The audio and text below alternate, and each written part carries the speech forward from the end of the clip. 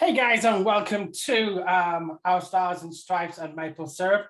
We're on a supplemental today. We've got Shawnee back, who was with us in week one. Shawnee reached out to me and was going ballistic in text message form with regards to the information that hit the press today regarding the ownership structure at the Stadium Lights. So, Shawnee, thanks for coming back. Yeah, I just wish it was like I say, better circumstances. You're right, I thought I need to vent, so I'm gonna see if we can do like a breaking news emergency podcast. There you go. All right, so see if we can get some dramatic music when I do the editing, shall we? Nice one. All right, so look, let's cut the shit and let's get straight to the facts. KLD did an interview with The Athletic. They requested information, and he revealed that the breakdown of ownership is as follows. He has 41% of the club. Stuart Donald has 34% of the club. Juan Sartori has 20%, and Simon Pants has 5%. Now, when you look at the ownership and you look at the way it breaks it down, it doesn't reflect Mad Rocks. It reflects those people as individuals. If you look at the filings for Mad Rocks, they don't show as shareholders in the stadium, in the football club. So we have 4 independent individuals who own the club. I mean, they can call themselves what they want, can't they? It's like I said to you today, like, the Russian Olympic Committee aren't Russia, but they're winning medals as Russia in the Olympics. These clowns are Mad Rocks, and look, they've been a part of the lowest part of our history. And look, it's not so much, we were told, Gav, that this was a fresh start. We were told that the funny thing is when you read Kyle Louis Draper's statement when he come in, or when you hear him speak, he was on about he was criticizing them, saying how they were cost cutting and stuff. Yeah, asset stripping is one of his first major talking points, was the fact that the club had their assets stripped. And then, and again, he was saying, there's a non-disclosure. I mean, I know that the Red and White Army. I don't know if you're familiar with them. You'll know who they are. Yeah. Obviously, they're speaking for fans and stuff, and they've been wanting answers, and all they've got is we've signed a non-disclosure, and I mean, non-disclosures are common when it comes to these kind of deals. Yeah, of course they are, but I just think they've got the right to know, Gav. They don't. They don't. And I think this is where we are decidedly different in our point of view. At the end of the day, it doesn't matter where you think what you think you deserve to know. Any information we get from the club is a courtesy. It's not owed to the fans. Just because they pay their season tickets and they buy the shirts and their pints and their beers, they're getting a service for that. It's not like they're investing in the club. They're getting entertainment value. They're getting what their ticket value's for. They're getting clothing from the shirt and money. Mm-hmm. So just because you stump up a couple of £100 a year, it doesn't give you the rights to work out who owns what and who owns where and what clauses go to who. Yeah, but if I vote, I know who runs the country. I know who the cabinet are. But you don't get a vote at someone, though. That's the thing. I know it's not a democracy, but do you know something, right? It's the fans' club, and it's not the fans' club. It's Kyril Lewis Dreyfus's, Stuart Donald's, Juan Sartori, and Del Boy and Arthur Daly and all them lot, They're the ones who ponied up the cash or made a loan. Well, I haven't. I mean, look, it hasn't sat right with me from day one, and I've had these discussions with you. How, in my opinion, how they acquired the club was a disgrace. Stuart Donald. I mean, whoa. Let's go back. Why is it a disgrace? Well, they used the club's money to buy the club. It's no different than what the Glazers did at Man United.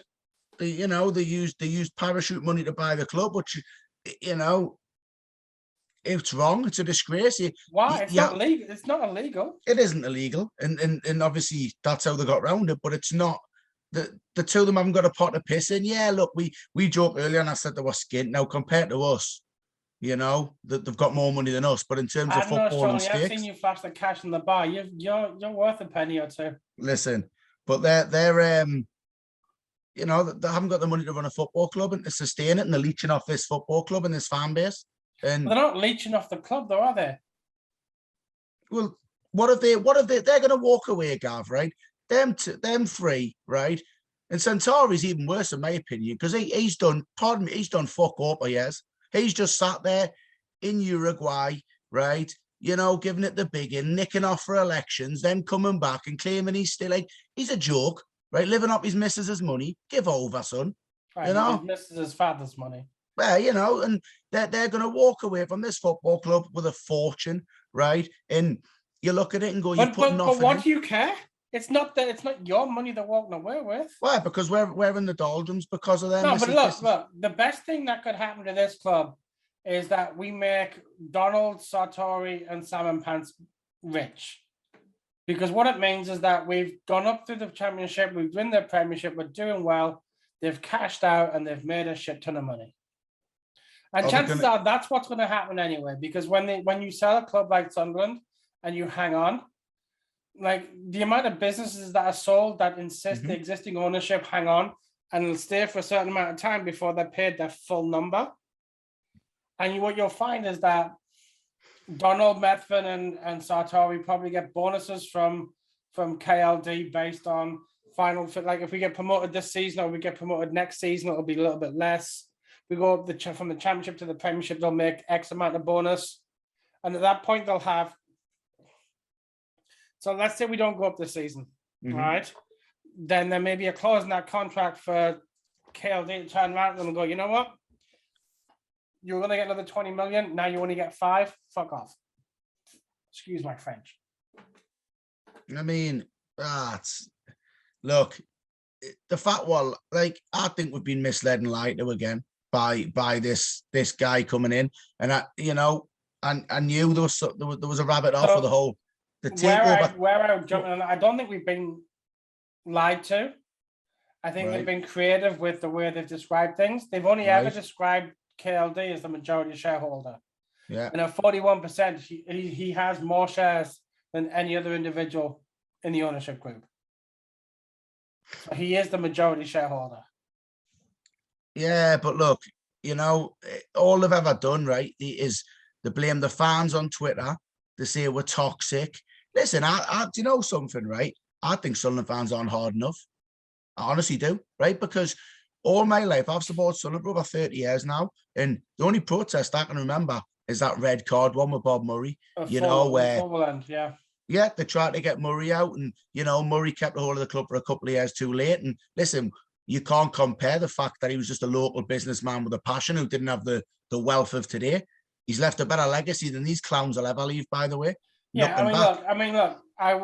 remember the Roker Park days when Murray took over from Cowie, and it was clear Murray didn't have a pot to piss in either in comparison to other football club owners, especially when we had Freddie Shepherd and Sir John Hall hoying cash all over the place. And the fact that Shepherd tried to buy someone from Bob Murray before he bought Newcastle is so I heard. So I mean, but look, I mean, he got us out of Roker Park and gave us the Stadium of Light, which was phenomenal. He did it for a fraction of what some of these idiots are paying. Like Tottenham spent £1 billion on their stadium, and we spent what, 50 million, 70 with the extension. Yeah, and you look at the academy, and even he's still with the beacon of light and stuff. He's still leaving a legacy now. He's still not tapped out. He's still investing in the area. But that's the difference of, and again, look, he's a guy who did kitchens and did well on kitchens. Yeah. And you're always going to be drawn to that kind of character over an Ellis Short or even the Irish guys who came over. There was a little bit of resentment against them because they weren't local. But with Quinn on board, they kind of skirted that one. And even when they went tits up and they all lost their cash, the resentment that they got has been nowhere near what these guys got. And because the problem is, from a business point of view, if you take away the emotion of football, you take away the emotion that is Sunderland. If you get the opportunity to use somebody else's cash to buy a product that you can turn over potentially for 300% profit in 12, 18 months, you'd be crazy not to take that opportunity. Yeah, but you're running into the ground, aren't you? you know. That wasn't their So intention, though, was it? Though they felt that the squad that they had at the beginning of the first season in League One was good enough to get them promoted, and it should have been. but it wasn't. So It was what 20 seconds away from being good enough. yeah, but well, But again, yeah. but history shows it wasn't, and that's when they shot the bed. Mhm. Nobody cared about Madrox and how they got their money or where their money was coming from when we were going up and we were in the playoff finals. Nobody cared a jot. And earlier in the season, nobody gave a fuck that Methven was going to matches. Well, there was Because we were still winning. there was still a lot of crap about it. There was still a lot of There wasn't this much though, mate. Yeah, but The again, thing with Sunderland fans, and the things with all football fans, is they will put up with all sorts of shit if things are going right. And just look at the idiots up the road at Newcastle. They've got the Saudis in charge with their human rights violations, and yeah, they don't give a stuff about Kamal Jahoghi or whatever the dude's name was who was chopped up to bits in their embassy. They don't care about women not being able to drive or beheadings and hands getting chopped off because they signed Kieran Trippier and whoever other donkey they signed. yeah, but you know, we don't like look, we put up with Ellis Short for years, and it's right what you said earlier, right? He was excellent with the first couple. He spent a lot of money on that football club. We can't deny it. He did. You know, he signed a lot of big players. He spent a lot of money to start with. He was excellent for the first couple of years, but we also going downhill, and we all give him a, you know, nobody had the balls to come out and say, I want to protest. This is bullshit. Get him out. If that was up the road, as much as I hate them, they would have got him out. They would have got him out. It took them a decade to get rid of yeah, and they got him out. And they got him out. Whereas we still have 6 years of Short left. You know, it's remember when Mike Ashley came, he was their savior. Yeah. They loved him. He was a pint swilling, shirt wearing. He wasn't Cockney Mafia then. He was one of the boys. When he was putting 80 million a season in. Oh, I'll tell you. Well, look, look, we'll jump over to Al Short real quick. He put in what, nearly £500 million? He put a lot of money in. If you look at it, I was watching something the other day and it was showing transfer spend since the start of the Premiership. Yeah. And obviously for the first half of the Premiership, we hardly got a look in. But we spent over £1 billion in the Premiership years. Yeah. And most of that was Ellis Short. Hey, Rich, how we doing? Hello, Rich. Rich is still connecting to audio, so. Oh, there you go. We've lost him. Oh, there we go. Rich, how we doing? He's changed his picture. There you go. I'm good. You? We're good. So, Rich, this is Shawnee. Shawnee, this is Rich. Hiya, Rich. Rich is, you're up at what, Toronto area? Yeah. Okay. So, look, Rich, we just covered so far the ownership split and what fans have and haven't been misled on. We'll give you a couple of minutes just to give us your thoughts on things, and then we'll start discussing it further. Okay. Well, frankly, I'm a bit pissed off that we're being lied to, so to speak. We all know that KLD has control, but nobody knew the extent of the Madrox ownership. And now it's all come out in the public, it begs questions of what's going on behind the scenes. Are they pulling strings or not? Kind of pisses me off. I can understand. Look, I can understand people want Madrox out. Yeah. But I think the first thing we have to realize, based on the information we were given, is that Madrox doesn't have any shares in the club anymore. No, but so it's the individuals who made up Madrox of Donald, Sartori, and Salmon Pants. Yeah, that's what I. And I think from now on, anytime anybody at NASA refers to Charles Tootingham, Willingham, Methven, Tory he has bastard. a lot of wanky middle names. He really does. Yeah. Then it just has to be Salmon Pants. Yeah. And I don't know what he did for his 5%. I mean, that must just be what it cost to suck Stewie Donald's dick. But look, we all want them out. There's nobody around who says, you know what, they've not been bad for the club. I mean, let's be honest. They saved the club back in 18 when Did they? When Short was done. Yeah, he would have put us into administration. Nah, I don't think they did save the club. But are we still playing? Yeah, but we still would have been. Would we though? Yeah. Well, They, you they think your didn't mate William Story would have came on his white steed and saved us earlier? let us tell you laugh at him. You laugh at him, but you know, it would have been a fresh start, wouldn't it? And is he any more dodgy than these three? Not a chance. Oh, No way is he. yes. No way is he. Well, Not a of course chance. he is. No way You is ask he. Haas F1 how dodgy he is. Yeah, ask people who you've only got to see what Stuart Donald and Charlie Medvin are like. I don't need a weatherman to tell us it's raining. You know, they're a disgrace. And you'd say, look, William Story, right, would have come in. He wouldn't have put up with it. He would have wanted all of them gone. He would have wanted all three of them gone. At the minute, we've just got some lackey, some puppet running the club, and they're pulling the strings. I agree. I agree with Rich, 100%. It was exactly what I said before he come on. Charlie Medvin's got 5%, but he's doing interviews with managers. He was the one who. So, all right, let me ask, where are you getting that information on? Because there's nowhere in the public domain. Nobody who was interviewed for the job, nobody from the club, and nobody in the press has said that Medvin was doing interviews. From what I heard on other podcasts, right, who have got decent enough sources within the club. Was looking through the window again? He was doing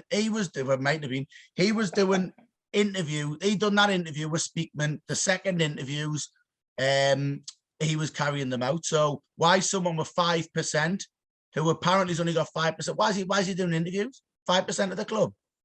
I mean, look, he's not even a non-executive director, so I don't understand. It could be his background, right? Because he's a PR person. Well, if he's PR, then why is our club's PR so shit? Who knows, right? It's like me saying that I'm a gigolo. Yeah, well, you are, aren't you? A little bit, just in the weekends. The ginger gigolo. To a very niche market. But I mean, look, you look at the split of the board of the ownership group. There are 4 owners, as we said, and of those 4 owners, yeah, look, KLD definitely has the most of the club. When you look at the way the board is broken down, there are only 2 executive chairmen or executive board members. That's Steve Davidson and Dreyfus. They're the people making the decisions on a day-to-day basis. You've then got 6 guys: Sartori.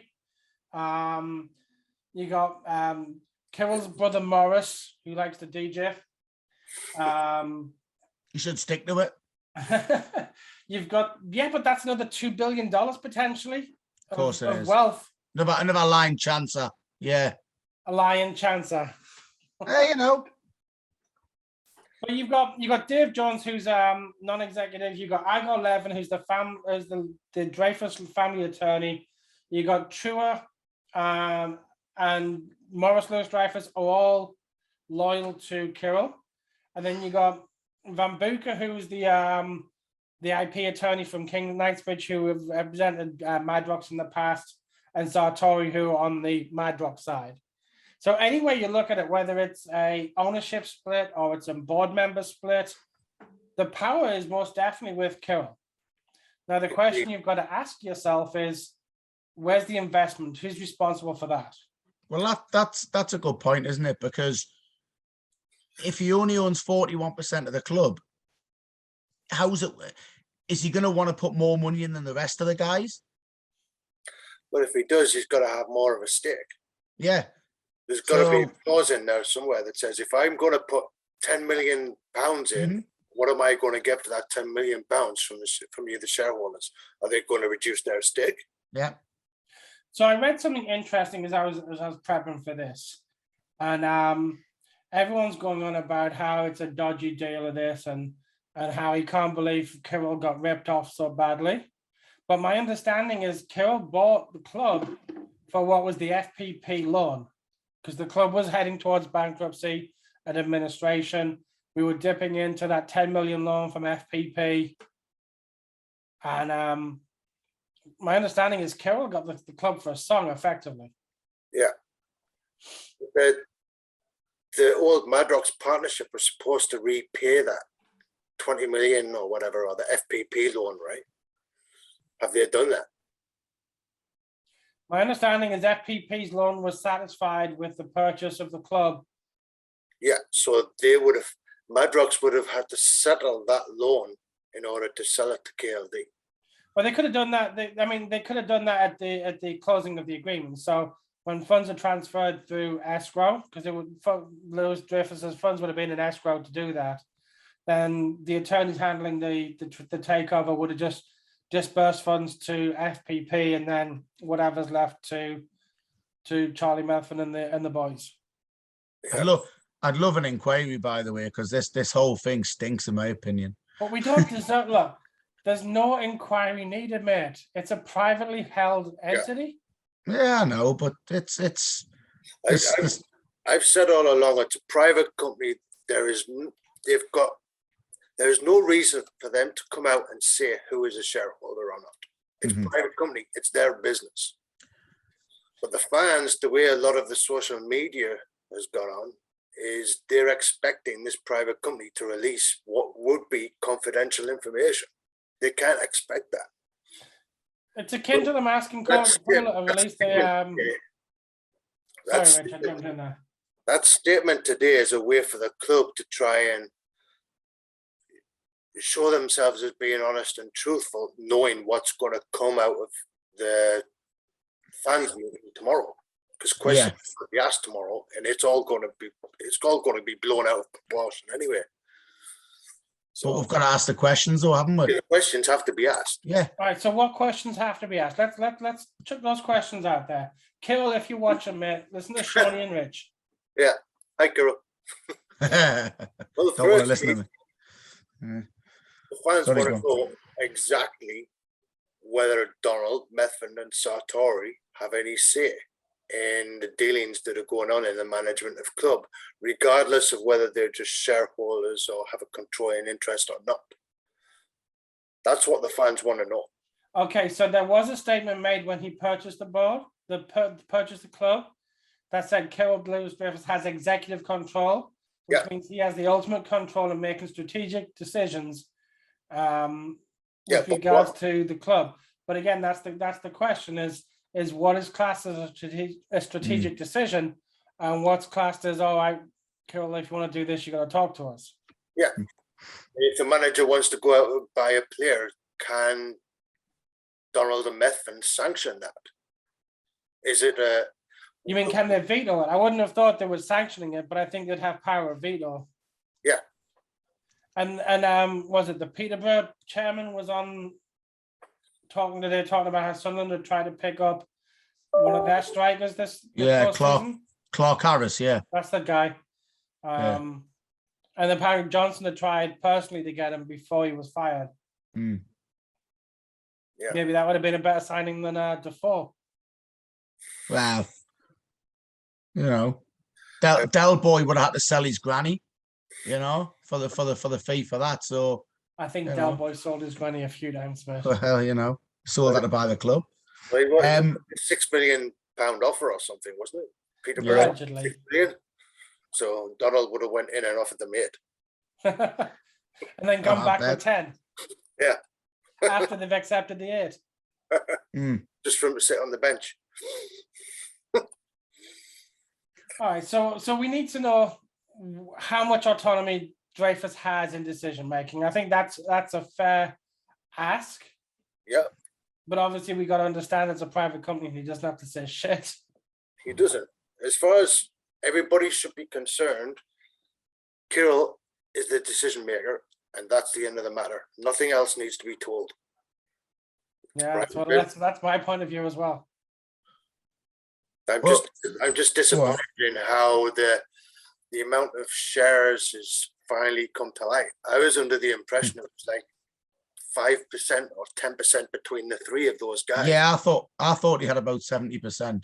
Well, I knew Gordon Armstrong had tweeted something earlier and said categorically that Salmon Pants had 5.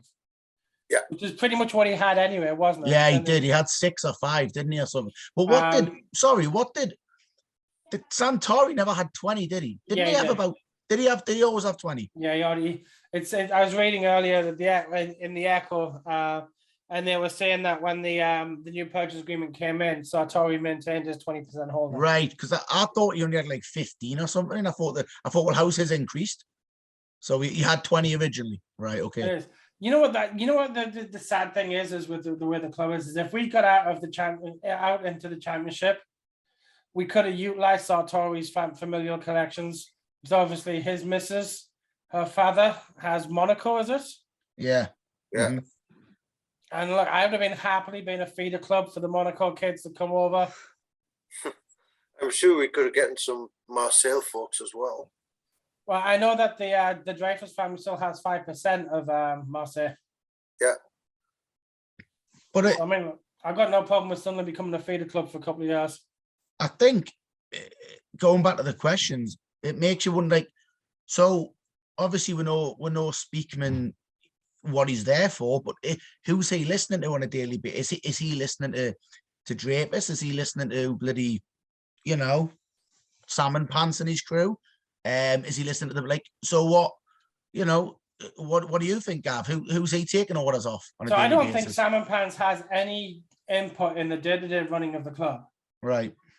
Because if you own 41% of the club, you're going to listen to some jumped up Ike who's gifted 5%. Well, he had 5% under Stuart Donald, and he done more talking than what he did. Yeah, but Donald's yeah. not a talker. Methven's a gobshite. and will always be a gobshite. Well, you watch. If you watch Sullen Till I Die too, you're under the impression that Methven's running that club. It's because Donald's got a weak personality. He's not an alpha. Methven, for as much of a wanker as he is definitely an alpha personality. Well, have you seen this? Neva's this 23-year-old kid. How do you know? You've never seen him? Oh, come on! When have you seen him? Come on, How? me, Shawnee, he doesn't do TV interviews. He's not like he's out in Ibiza giving it large, although that's what I'd be doing if I had that much money at that age. I'd have 2 executive boxes full of toddy. Yeah. I think And all you would see is me banging them through the match. Yeah, I think Nero's a very astute businessman, and he's got the right people behind him to help him make those kinds of decisions. I mean, let's look at the people behind him. So you've got Igor Levin, who's the family lawyer, who did a lot of the work with his dad on the Marseille stuff. Yeah. You've got Patrick Truer, who was involved at a high level at Marseille as well. So he's got football people in the club. Steve Davison was he the guy who was at Tottenham, or did that guy bugger off? He buggered off, didn't he? I think he did. Yeah. He was here for a year or so, and then he left. He left around the time of the sale. But I mean, with the exception of Sartori, who's really not been around a football club, and then Van Buka, who's an intellectual properties attorney, who helped broker the deal for Donald and Methven. Everybody else is on the KLD side, and they're all reasonably football adjacent. Yes, they're all involved in football. That way, when you look at Methven and Donald, who do they have behind them?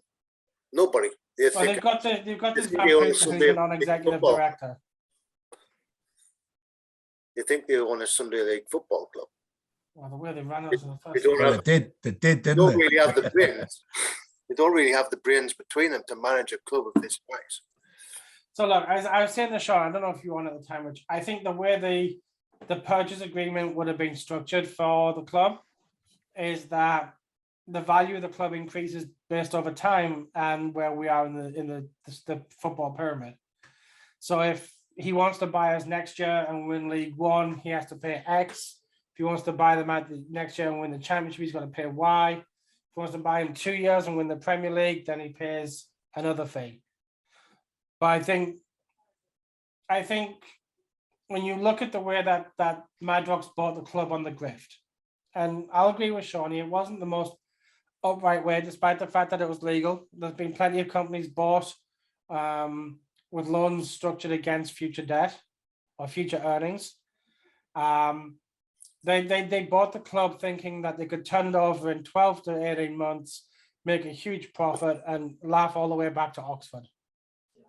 I think they're selling the club on the same premise, with the extra investment that comes in from Dreyfus, with the structure that he's bringing in. And look, you look at the way the club is run from top to bottom. It's a different story than it was 3 years ago under Donald, and before that under Short. I think they're looking at maximizing Dreyfus's investment to get more for their money because we're in a better league. I'd go with that. The only reason they've really maintained shares is to try and get some money out of the club. There's no other reason for them being there otherwise.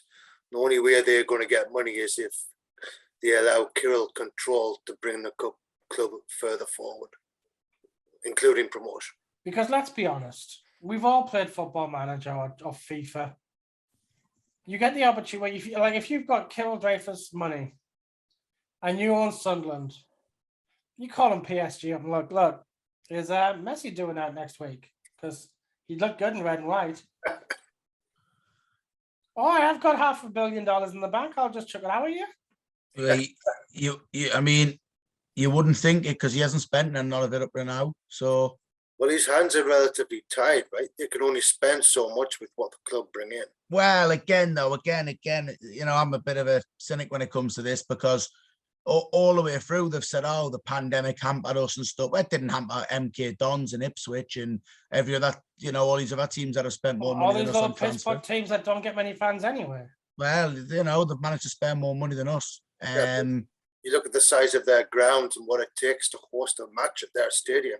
It's a drop in the ocean compared to what it costs to run the stadium alive. Yeah, we own the ground though, so. Yeah, but it's not just like the leggy bill and paying the stewards. You've got the policing, you've got all of that costs. You've got there's hardly any police there these days. Yeah. Honestly, they've cut everything back. Because you don't need that many fans. Because there's not like you've got 8,000 Man United fans that are descending on something. You got 32 fans from Milton Keynes coming up. So I don't know afford Granada, man. Well, you're saying he's putting money in, is he? I mean, he's probably covering the losses. Yeah. Well, that's all Donald was doing, right? That's all Donald was doing, yeah. And to be honest, it was all Short was doing for the last 2 years. Well, let's be honest, it wasn't what Donald was doing because Donald had to take a loan out to be able to cover them. Fair point.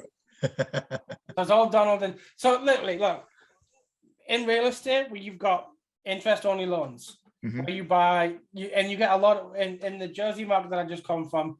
You've got a lot of people who work in the city in the financial district will buy their house on interest-only loans spread over 15 years. And so month to month, all they're paying off is the interest off the debt. And then when their year-end bonus comes in, they took a wad against it. And that's exactly what Donald and Methven were looking to do.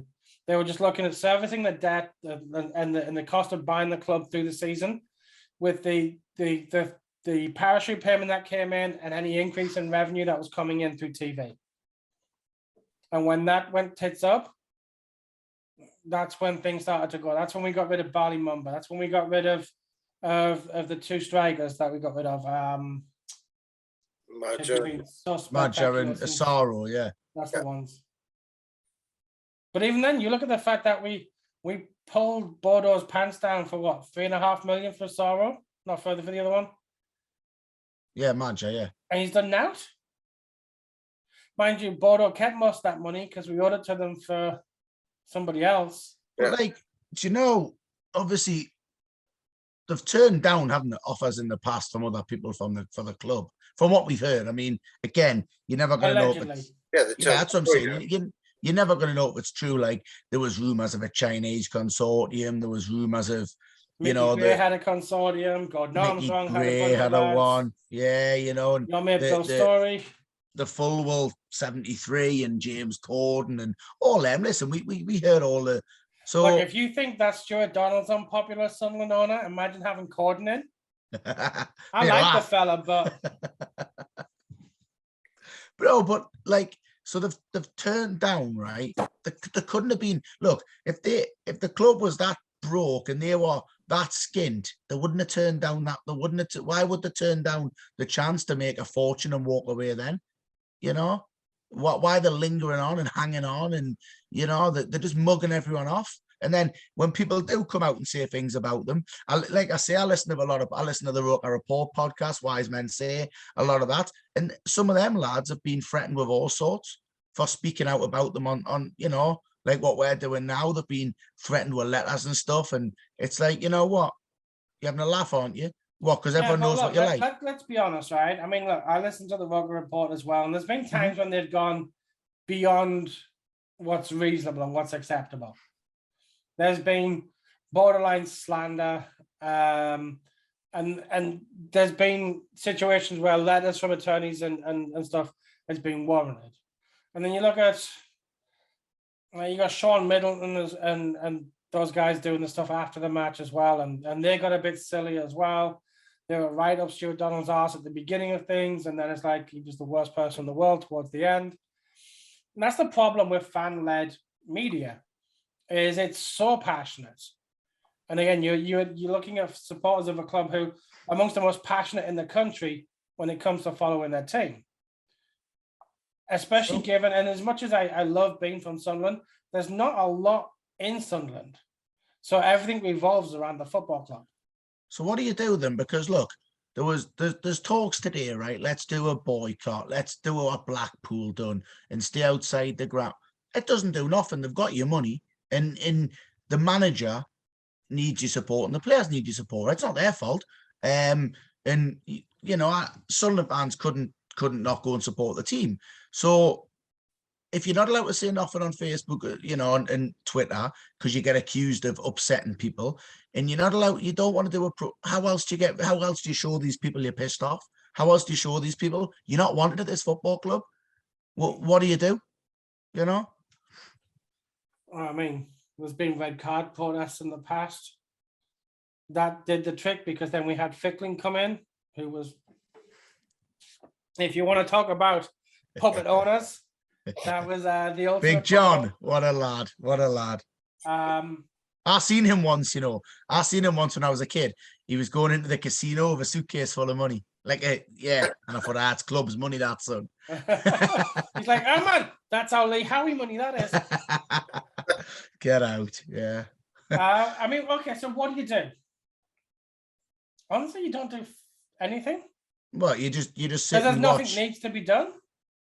Well, there is. Do you honestly think that Stuart Donald doesn't know he's not welcome in Sunderland? Well, obviously he's had a bit of common sense and stayed away, hasn't he? Because Do you honestly think that Charlie Methven doesn't know he's not welcome in Sunderland? Well, The only reason he's gone to the away games. That's what I mean. Old Charlie's going. But Methven's enough of a prick that he's quite happy going to these games just to go with the fans. Yeah. And they fall for it, hook, line, and sinker. Now, not that I advocate for violence. Let's be honest, if you're in Oxford and you're walking the match and you see Methven and Donald walking the match, careful. You've got to give him a kicking, don't you? Careful. You'll end up getting accused of kidnapping his son at a bus stop and all that crap, you know. Look, I would never advocate for violence against anybody over a football club. But the one thing I love about being a Sunderland fan in America and being so far away from it is that it doesn't take up my whole life. Like, if I was living in Sunderland right now, I'd be sat in the pub moaning with my mates about how bad things are. And instead, I'm sat in my office moaning with my mates about how bad things are. Would be getting the bed sheets out, wouldn't we? You know. That's your Newcastle brethren with the misspelling boycott. You know. I mean, look. Well, what else do you do? I mean, we were made aware that the Madrox guys are still around. Mm-hmm. And now we're just a little bit annoyed because they own more of the club than we thought they did. All right, so nobody's stepping up to buy them out. There's not one fan said, you know what? Let's put a consortium together. Let's do a Barcelona and buy the club, because it's unrealistic. It's not happening. Yeah. Mm-hmm. But you tell that to fans, whether it's on the ready to go message boards or on Twitter, and it's like, oh, you're a fucking bastard, you like, because it's so easy to get all that money together. And I'm like, it's not. And that's why you don't have a say in how the club's run, because you haven't got that kind of money. You're not putting it anyway. Sorry? They wouldn't sell anyway. They've been offered money in the past. I mean, I think they haven't been offered the right amount of money. I think everybody has their number for everything. So why hasn't Will Story come in and offered them the money? Because he's got less money than you and me. He's got $500 in the bank. Well, look, for a man who owns an energy drink company where nobody can find the energy drink. Yeah, but you don't know who his backers were. I mean, you No, know, we don't, because there was an NDA, but everybody was happy with that NDA. Yeah, But the NDA for the one that actually bought the club, no, this is wrong. This is not how business is meant to be. Like, yeah, but he would have had to have released that, wouldn't he, when he bought the club? He ain't gonna go to the AFL and say it's well, it just me. depends Is he? on. So he would only have had to have provided the information if they were going to be directors. Hmm.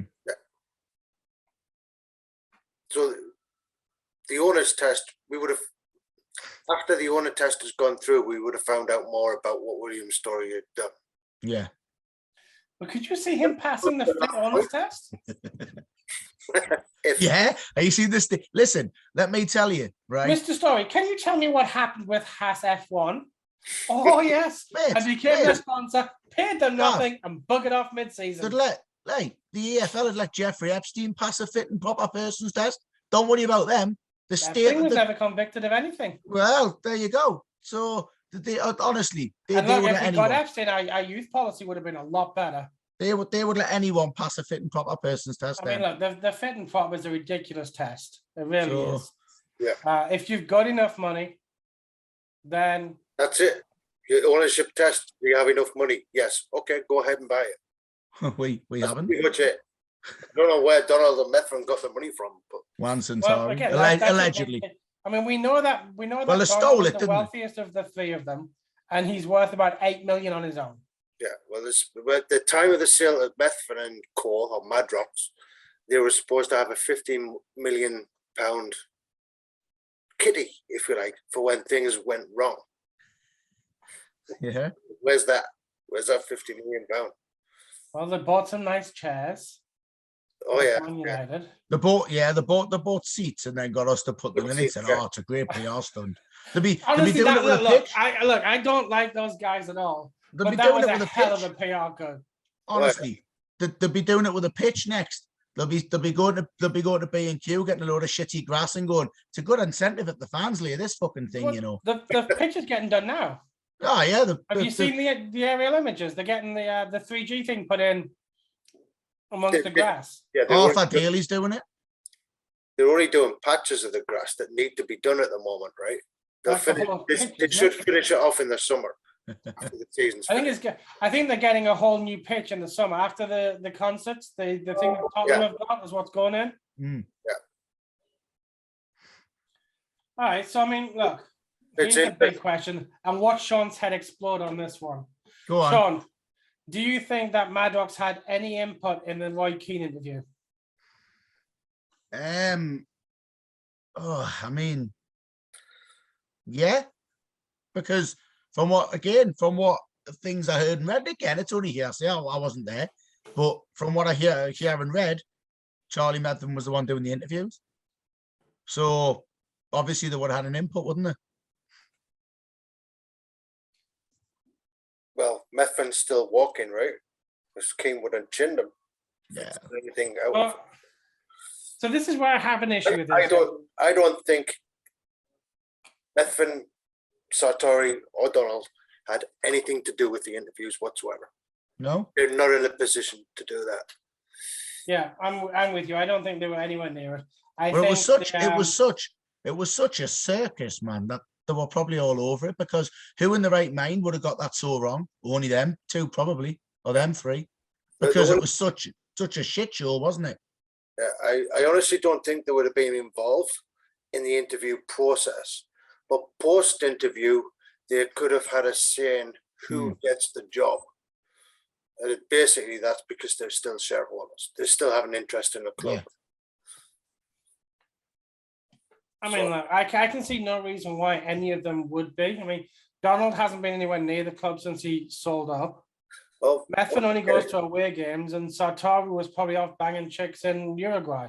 once again, it all comes down to what level does the controlling stake give Kirill? Right? What can he do? What can't he do? And again, what Is he allowed to hire a manager without the say-so of all the stakeholders? well, Right. because there was again, sorry, there was Obviously- talk, wasn't it? Yeah, I mean, obviously he can go out and sign players and stuff Hmm. without any say-so, but it's something of that high level of job within the club surely the Madrox people would have some kind of say in the decision, not the interviewing, but the decision.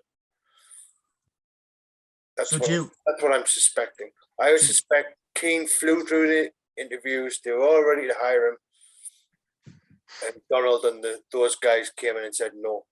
why did they do 2 interviews? What is it, a call center?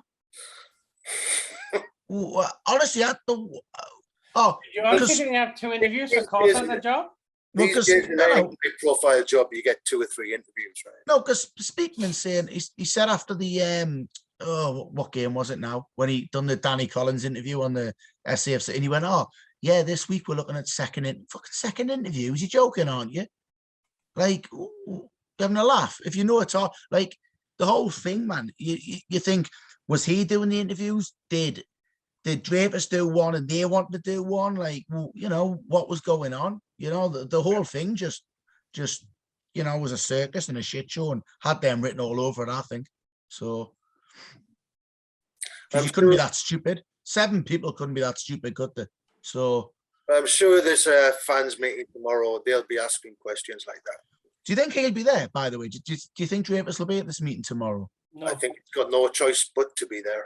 Do you he think, might be yeah? I think he might be on remotely, but he won't be there in person. Yeah, he'll attend. Right. He's got no choice. Not after today's statement from the club. Yeah. Interesting. I wonder if he'll take Kevin Ball with him. Remember when Stuart Donald used to take Bally to smooth things over at the start, you know? So, I mean, look, Bolly has very limited. I think he's what, the loan manager or something like that now. So yeah. again, nobody fucks with Kevin Ball. He's not only is he an icon of the club, he's tough as fuck. Yeah. They'll take him just to smooth things over, won't they? Look, It's the same- I think tomorrow's going to be a lot of overreaction and after the game, I think Twitter's going to go after the game, after the meeting, that you're not supposed to really talk about until the minutes are released.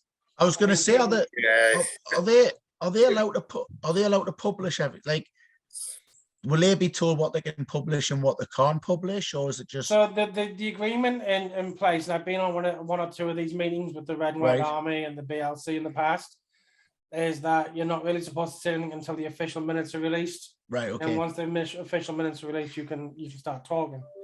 But we all know what people are like. You pick up on something, you're texting your mate, oh, Kills just said he's been banging Yeah. Charlie's wife. And like it's all over Twitter before you finish the meeting. Yeah. All right. We'll see. Well, it'll be interesting to read the minutes, that's for sure. yeah. Look, I mean, I'm still reasonably confident in the season. I think playoffs is the best we can hope for now. Yeah. Yeah, we But got no. again, I look at the teams around us and I'm not scared of them. I think if Neil can get them playing, then by the time we go up through Wembley in May, the ownership structure will be a moot point. There's still plenty of games for Rotherham and Wigan to capitulate. You never I know. mean, if But Rotherham we- keep having fans invading the pitches during penalties, then they're going to be fine. Well, look at Oh, us. Look at us last year. We had 2 or 3 games in hand as well, right? And we blew it. There's no reason why Wigan can't blow it as well. How did they get under there? I think Yeah, they we won. the one. Yeah, the 1-2-0. You know, It'll but be an that, I mean, interesting I said to you last week, Gav, I was still confident that I think we'll go via the playoffs. I still think we will. And look, you know, I get it. Like, you know, it's right what you said earlier. You know, if you're winning games, people aren't as arsed, are they?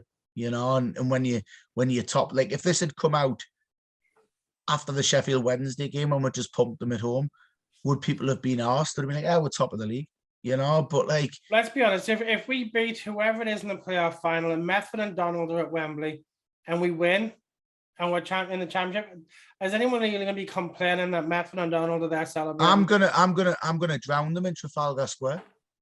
You'd have to drag them there. They're Ah, not going to be anywhere trust near us. it. He'll Trust be us, they're there going. on points. Yeah, you know. All right, They're so getting drowned. we'll start wrapping this up because I'm sure the wife wants to spend some time with me tonight. Bet you doesn't. So the question is do we think KLD ultimately wants sole control of the club? Yes. Don't On know the, what his game is. we get promoted, he'll be fully in.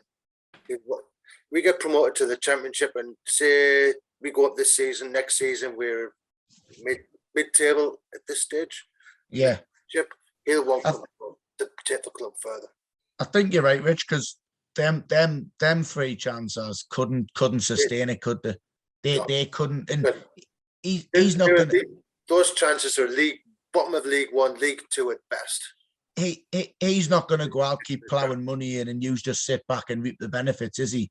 If we go up, so I think what you're saying is right. I think if we did go up, he's going to turn around and go, well, I want more of the club now because I've got to take these to the next level. Well. Yeah, We so, have. If we go up, we have to do well in order for that to happen. Because if we go up and we're looking like we're going to come straight back down, I think KLD might pull the plug. yeah. I think if we go, we need major investment. Looking at that team there now, We need to get out the league, by the way, I think.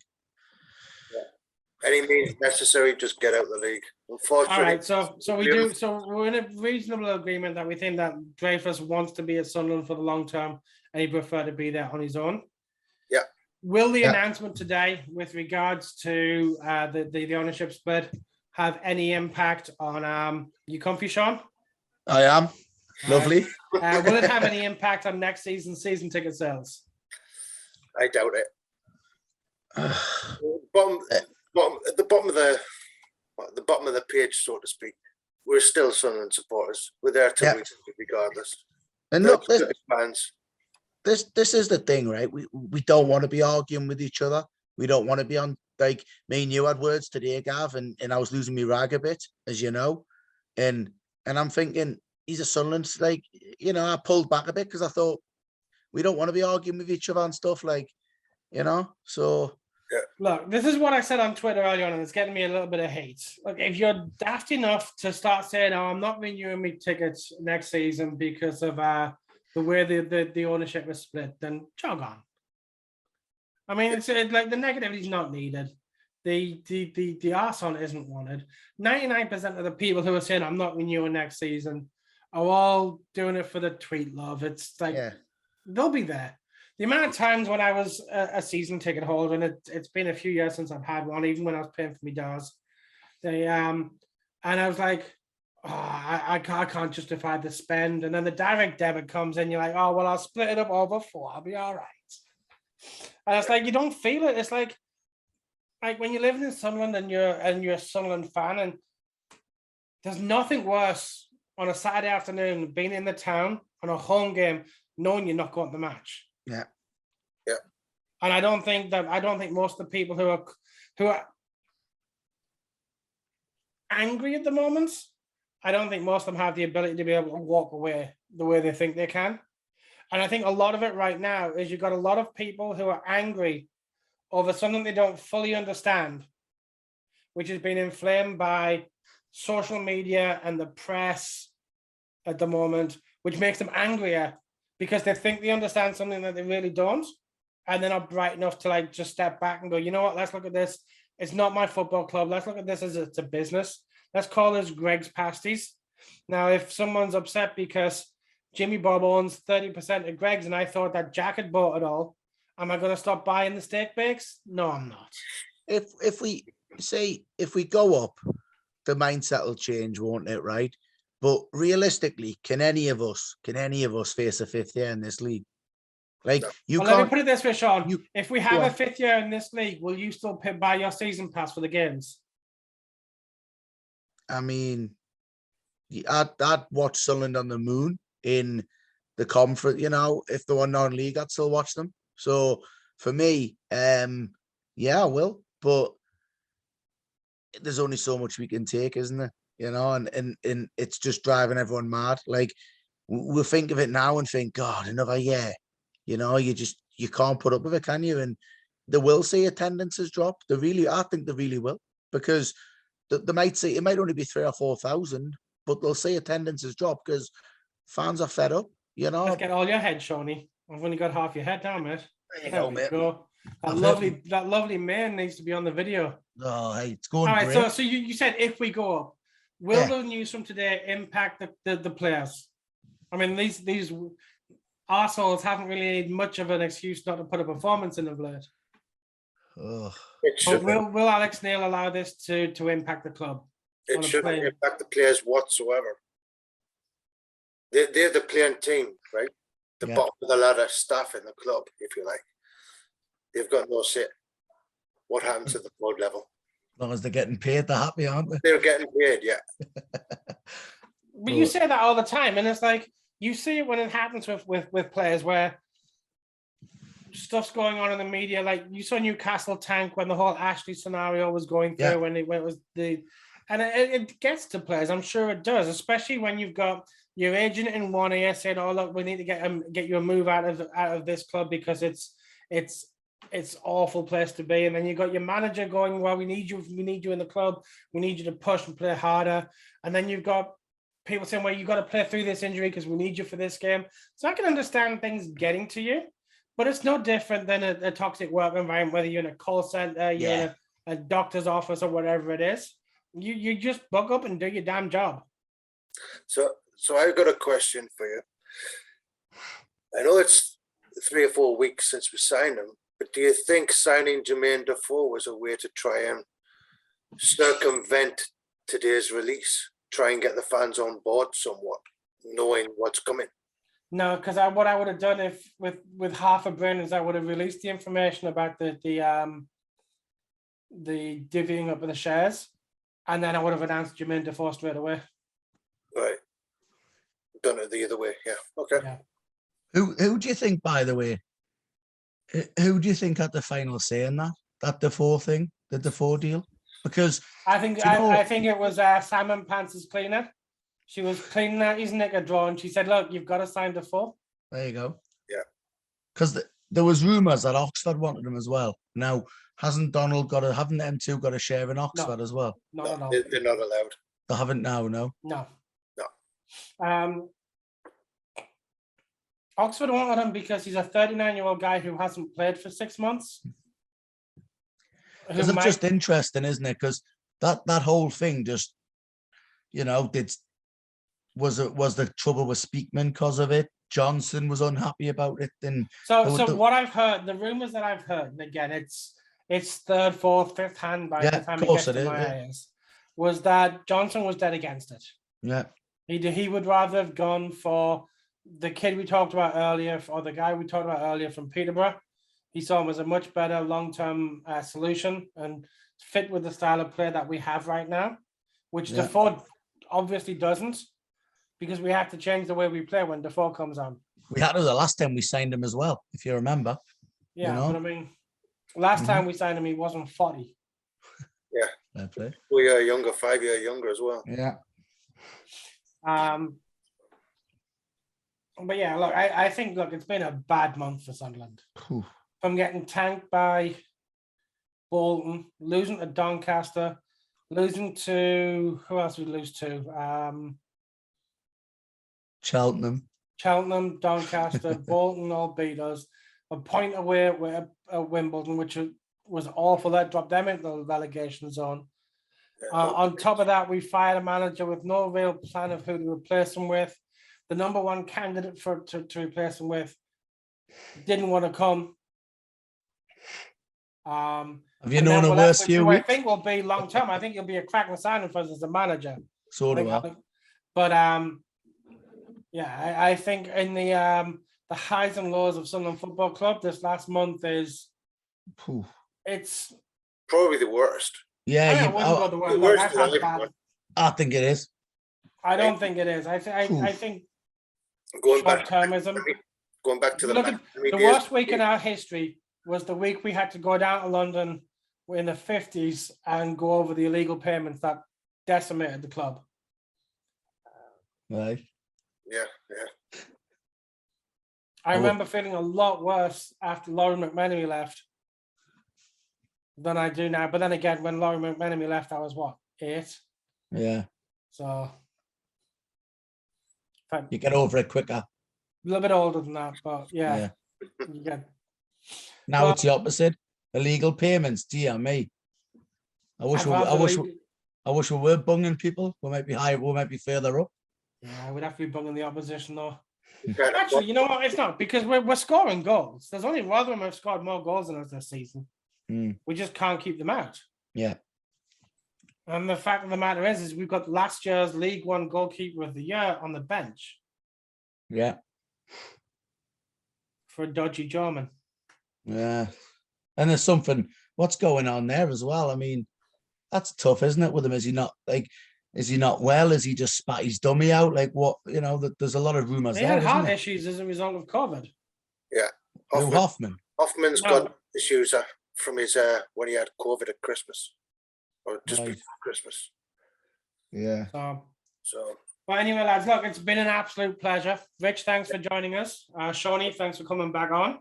Pleasure. We will be back with an as yet unconfirmed guest on Sunday for the next episode of Our Stars and Stripes and Maple Syrup. You forgot the That's- name there. You had to look. Because it was never going to be and Maple Syrup, because I just thought Our Stars and Stripes was a lot catchier.